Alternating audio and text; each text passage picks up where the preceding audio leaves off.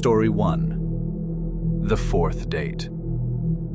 I was 22, fresh out of college and living back home with my parents in a quiet, sprawling suburb just outside of Charlotte, North Carolina. Like everyone else my age, I was bored, lonely, and spending way too much time swiping on dating apps.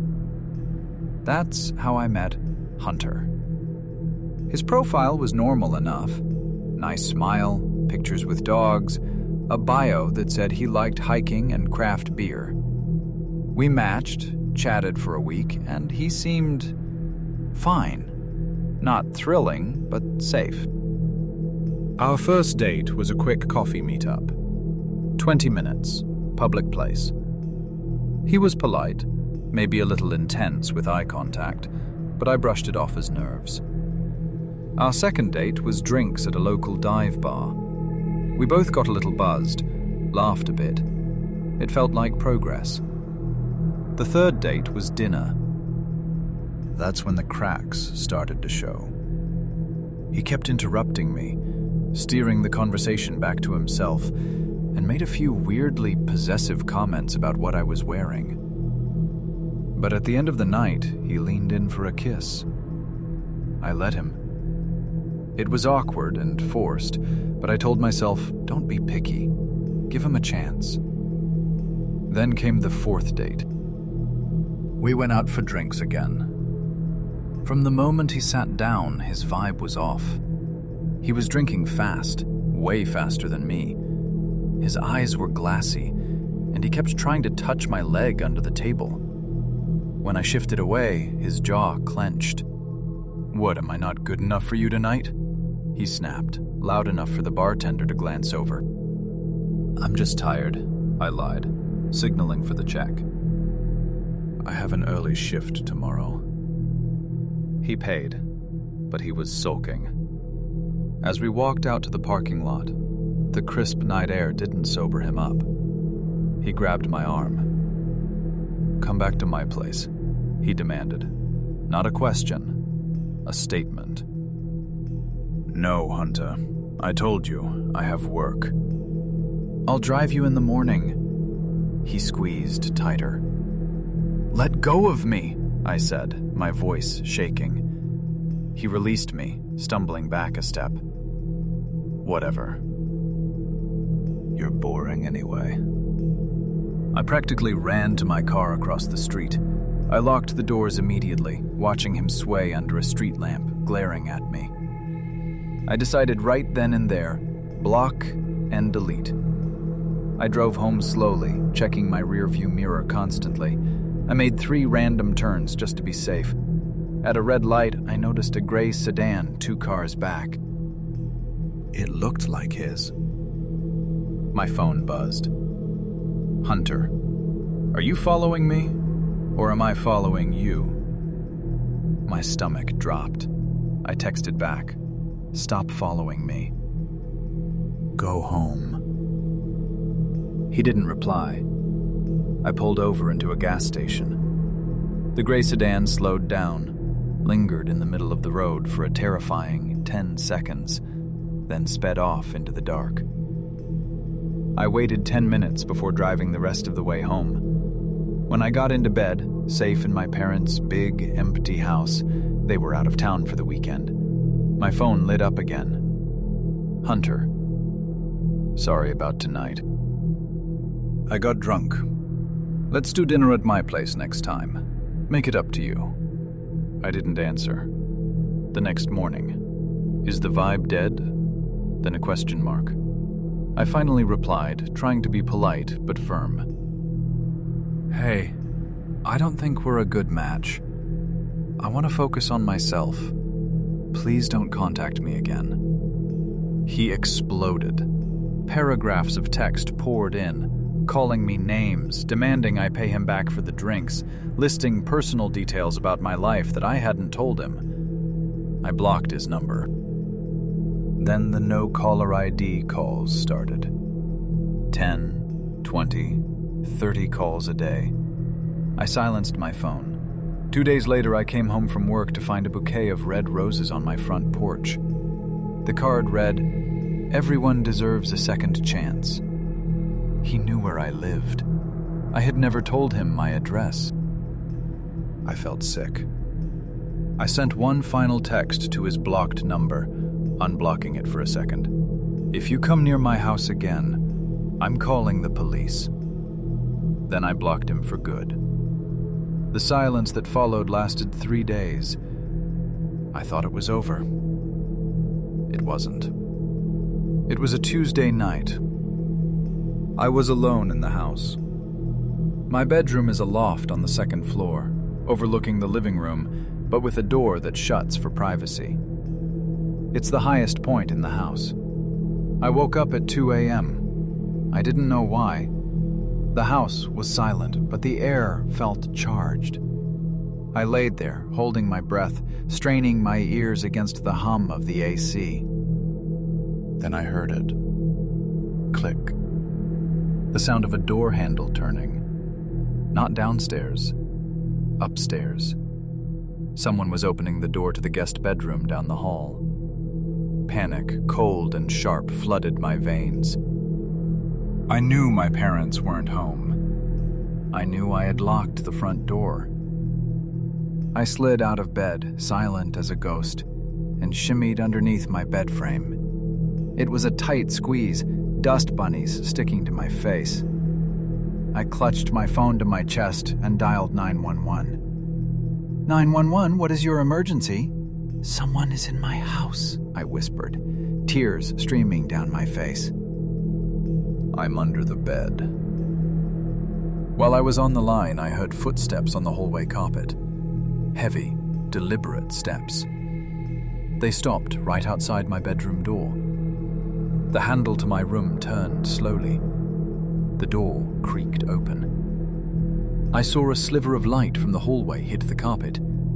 Then a shadow blocked it. He walked in. He didn't turn on the light. He stood in the center of the room, breathing heavily. It was a wet, congested sound. Then he spoke. God fucking damn it. It was a whisper, but I recognized the voice. It was Hunter. He started opening my dresser drawers. Swoosh. Bam. He was rummaging through my clothes, throwing things on the floor. Then the mattress above me dipped. He sat down on my bed. I was staring at the heels of his dirty sneakers, inches from my face through the gap in the bed skirt. He sat there for what felt like an eternity. I could hear him tapping his fingers on his thigh. Tap, tap, tap. If my phone had buzzed, if I had sneezed, I would be dead. Finally, he stood up. Fucking bitch, he muttered. He kicked a pile of laundry across the room. Then he walked out. I heard him go down the hallway, down the stairs, and out the back door. I stayed under that bed for 15 minutes until the police sirens wailed in the driveway. When the officers swept the house, they found how he got in. The dining room window was unlocked. But it wasn't just unlocked. Someone had crawled through the prickly holly bushes outside to reach it. They found footprints in the mud matching his sneakers. I filed a report.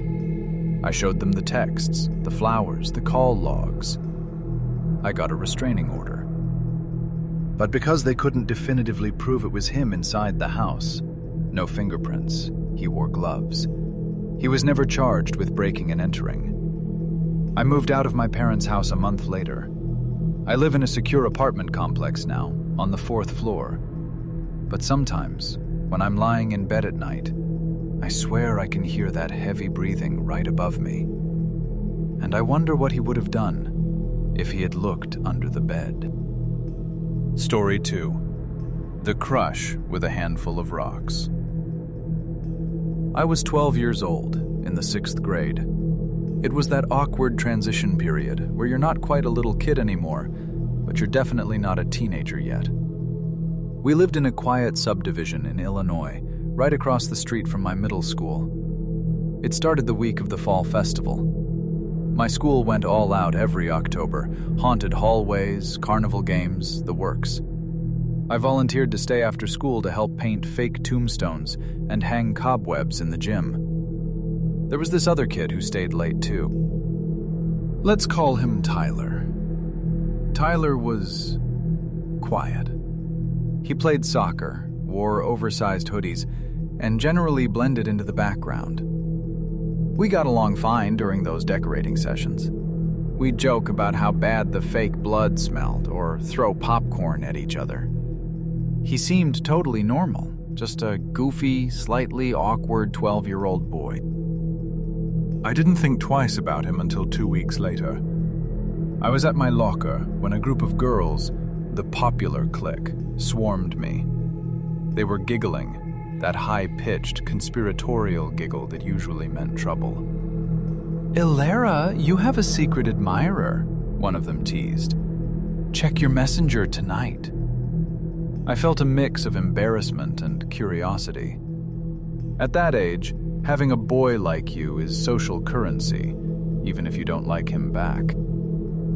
That night, I was sitting on my bed doing homework when my iPad pinged. A Facebook message from Tyler. I opened it, expecting a "hey" or "what's up?" Instead, it was a wall of text. A manifesto. He wrote about how he'd been watching me since the first day of school. He described what I wore on specific days weeks ago. He talked about how he tried to show off during recess by kicking the soccer ball near me, but I was too stuck up to notice. The message ended with a line that made my stomach drop. "I'm tired of being invisible to you. You're going to be my girlfriend. Say yes." It wasn't a question. It was a demand.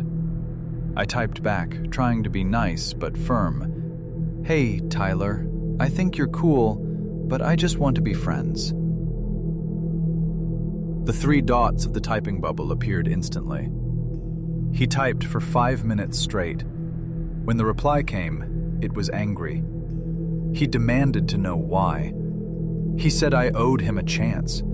He said he knew I didn't actually have a crush on anyone else, so I had no excuse.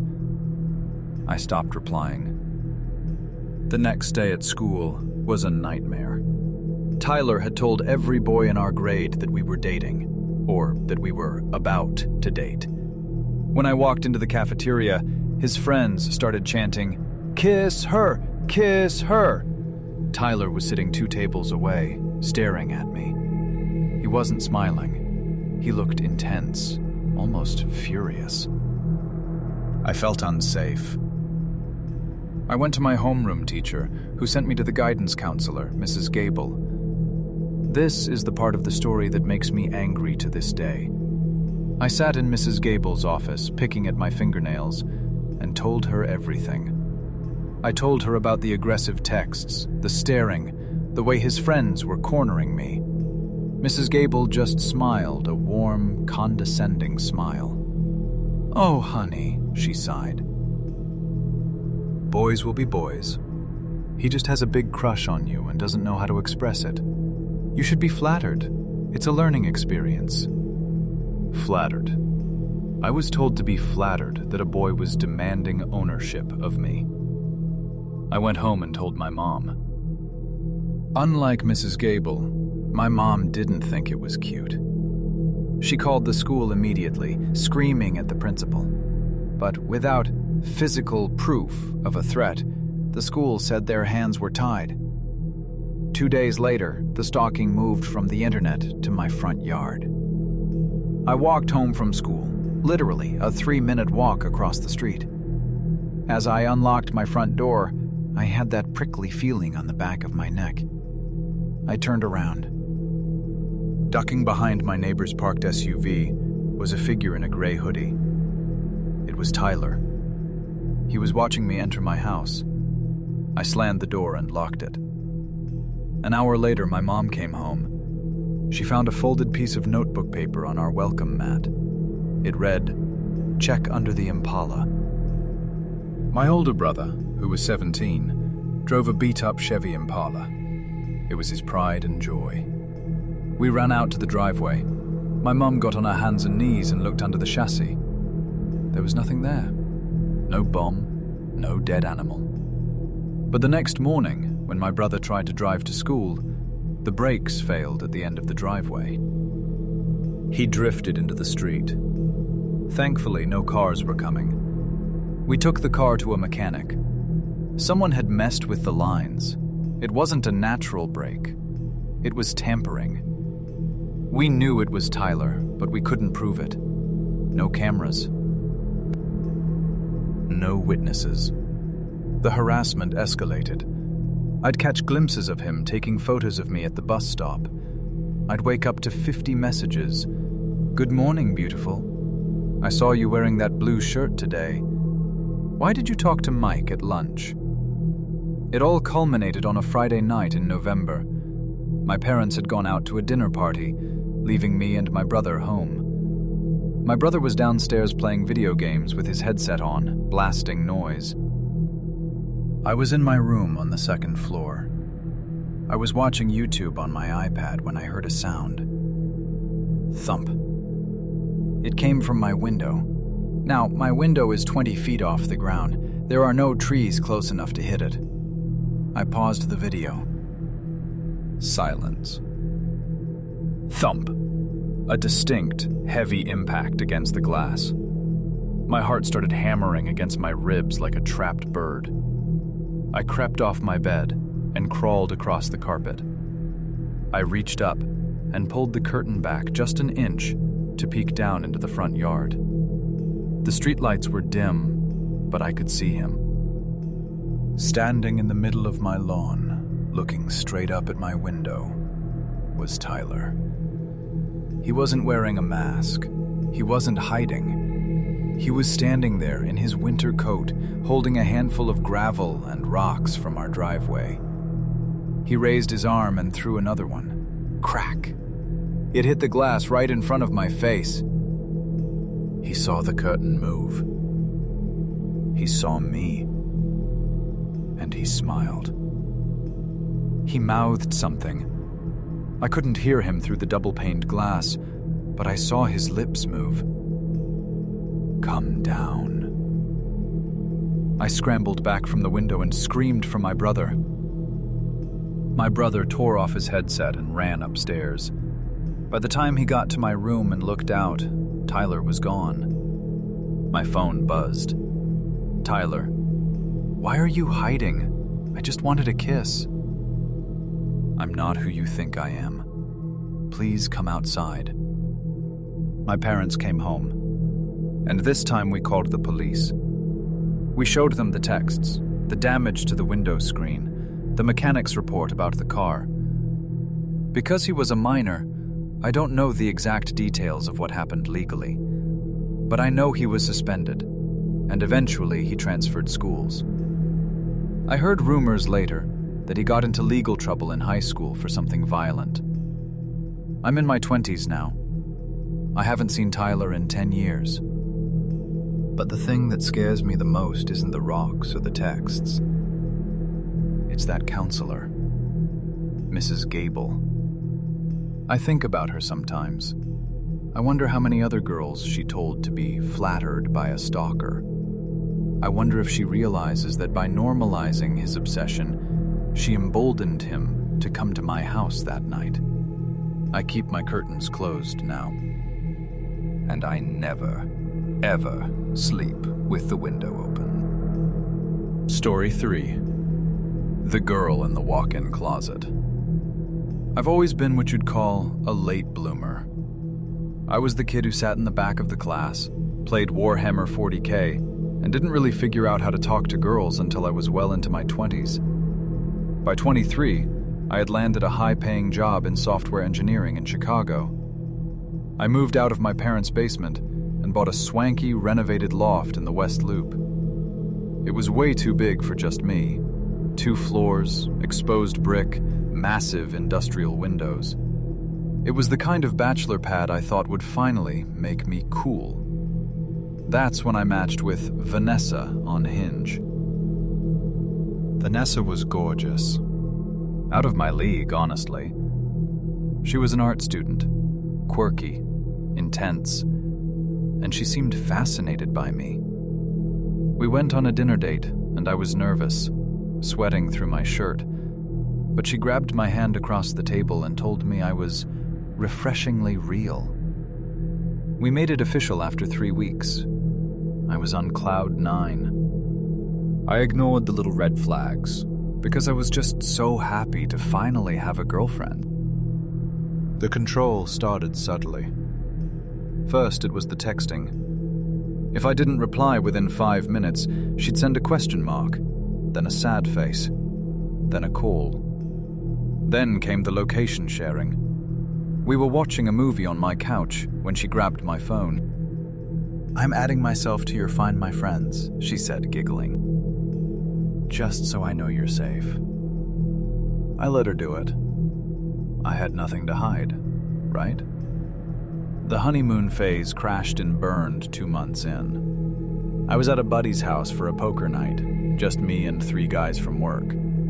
My phone buzzed. "Vanessa. Why are you at 4th and Main? Who lives there? Why aren't you answering? I see your dot moving. You're in the living room." 20 minutes later, my friend's doorbell rang. It was Vanessa. She pushed past his mom, marched into the basement, and started screaming at me for ignoring her. It was humiliating. I dragged her outside, and we had a screaming match on the sidewalk. I drove home alone, shaking. I realized I was dating a lunatic. I sent the breakup text from my driveway. "This isn't working. You crossed a line. Do not come over. We are done." She went nuclear. She called me 40 times in 1 hour. She showed up at my door, pounding on the heavy steel frame until her knuckles must have bled. I blasted music in my headphones and waited it out. Eventually, she left. I blocked her on everything. I stopped sharing my location. A week went by. Silence. I thought the nightmare was over. It was a Friday night. I was home alone watching a horror movie, eating cold pizza. Around 11:30 p.m., I muted the TV to take a call from my mom.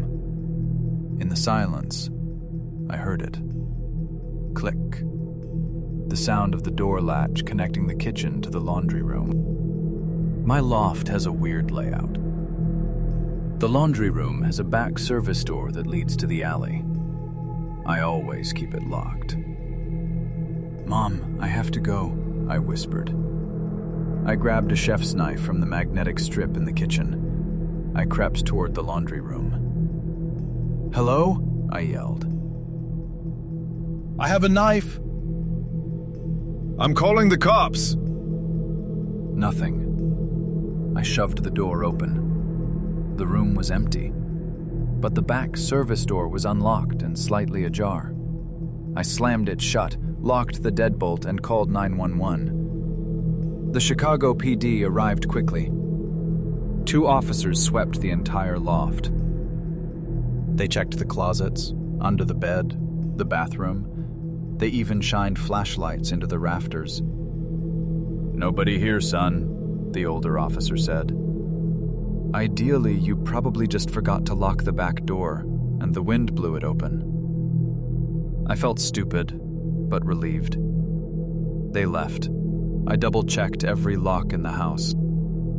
I was too wired to sleep, so I took a heavy dose of melatonin and went upstairs to my bedroom. My bedroom is an open-concept loft on the 2nd floor, with a bathroom and a large walk-in closet attached. I locked the bedroom door, even though I was alone in the house, and passed out. I woke up to my phone vibrating against my chest. I was groggy, the melatonin making my brain feel like sludge. The room was pitch black. I squinted at the screen. I had 10 new text messages from a blocked number. "Are you asleep? You look so peaceful." Wake up. Wake up! Wake up! My blood turned to ice. I sat up, fumbling to turn on the bedside lamp. Before my hand could find the switch, I heard a sound that will haunt me until the day I die. A sharp, ragged intake of breath. It came from the walk-in closet, directly to the left of my bed. "No!" I screamed. The closet door burst open. Vanessa lunged out of the darkness. She was wearing all black, her hair a mess, her eyes wide and manic. In her hand, she held a paring knife she must have stolen from my kitchen hours ago.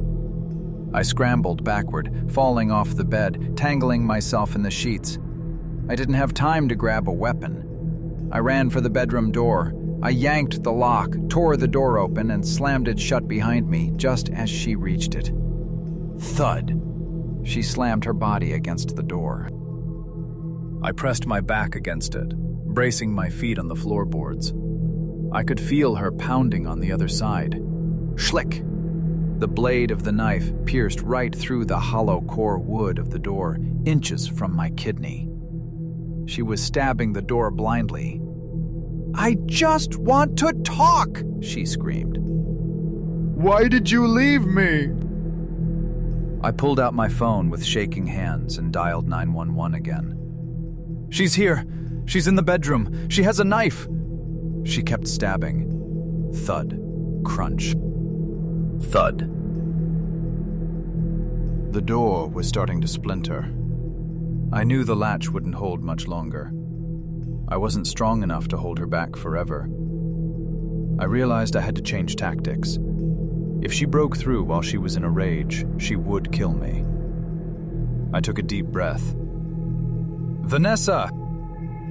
I yelled through the door. "Baby, stop! Stop!" The stabbing stopped. Silence. "I'm sorry," I lied, my voice trembling. "I was just scared." I love you. I want to be with you. "You do?" Her voice sounded small, like a child's. "Yes, I made a mistake. Please, baby, I can't talk to you while you have the knife. It scares me." "Put it down." "Okay," she whimpered. "Okay, I'll put it down." I heard the metal clatter onto the hardwood floor inside the bedroom. "Did you throw it?" I asked. "Throw it across the room so I know it's safe." I heard a slide and a clatter against the far wall. "Okay," I said. "I'm coming in." I counted to 3. I ripped the door open and tackled her. She screamed, clawing at my face, realizing I had tricked her. But without the knife, she was powerless. I pinned her to the ground, using my weight to hold her down while she thrashed and spat at me. I held her there for 7 minutes, until the police kicked down my front door. When they dragged her away, she wasn't screaming. She was laughing. The investigation revealed she had been in the house before I called the cops the first time. When I heard the noise in the laundry room, she hadn't left. She had slipped upstairs while I was checking the back door. When the police searched the house, she had buried herself under a pile of winter coats and boxes in the very back of my walk-in closet, while the cops shined their lights just feet away from her. Then she waited 4 hours for me to go to sleep. She's in prison now. Aggravated assault, breaking and entering, stalking. I sold the loft. I couldn't live there anymore. Every time I see a closet door that isn't fully closed, I feel a phantom pain in my side, right where that knife almost went through.